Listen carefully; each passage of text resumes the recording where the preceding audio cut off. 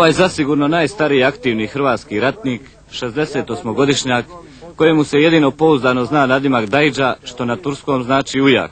Izuzetno je škrt na riječima, ali veoma izdašan glede uporabe jezika oružja, kojim izuzetno uspješno komunicira s neprijateljem.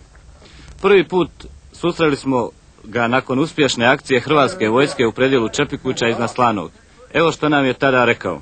Bilo je veselo i dobili su po repu. Da. Dakle, uspjeli ste i odbiti? Nismo. Već potući. Malo prije ste rekli da ima dosta njihovi u bolnicama. Kakva je situacija među našim? Ništa. Sve u redu. Sve u redu? Sve u redu. Jednoga samo zub boli. Četnici me zovu Anđeo. Što reknu u Melek? Zovu Anđeo. Ja. No, oni mene zovu Bić Božije.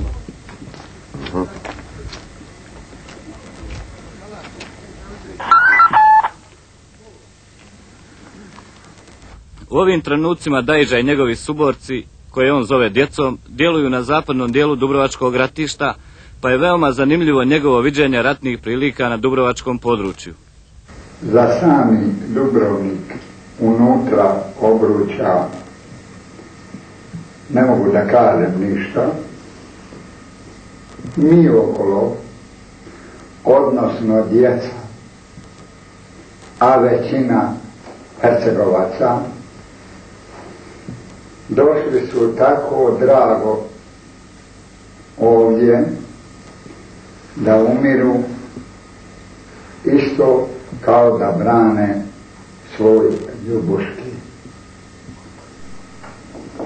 U tom ambijentu ja sam živio i radio sa tom djecom, jer smatram da je to elita naše ratničke povijesti, Hercegovci, a to su krajevi gdje se teško živi, a lako umire.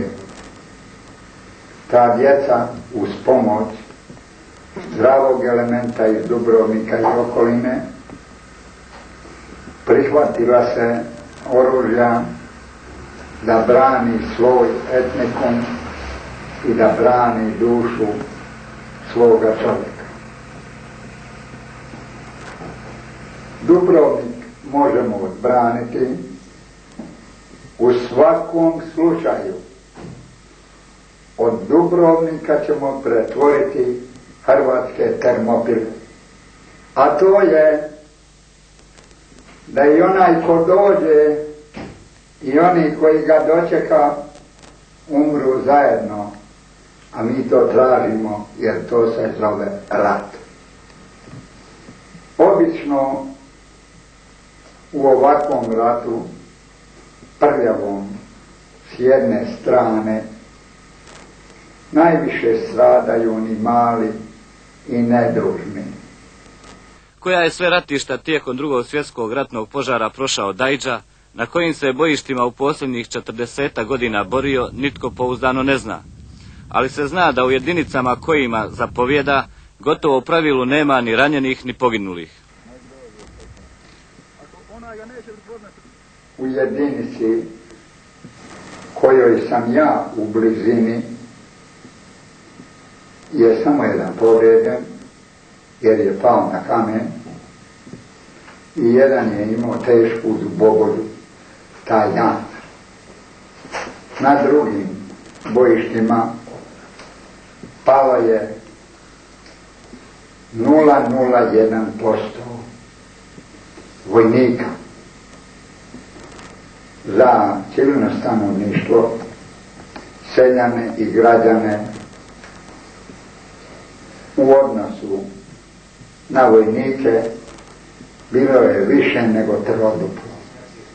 Dajdžu, unatoč svemu, nikada ne napušta optimizam i u pogledu ishoda i rata i življenja nakon ratnih strahota, kada će se mnogi snovi ispuniti. Ja pripadam zalaznici jednoga doba.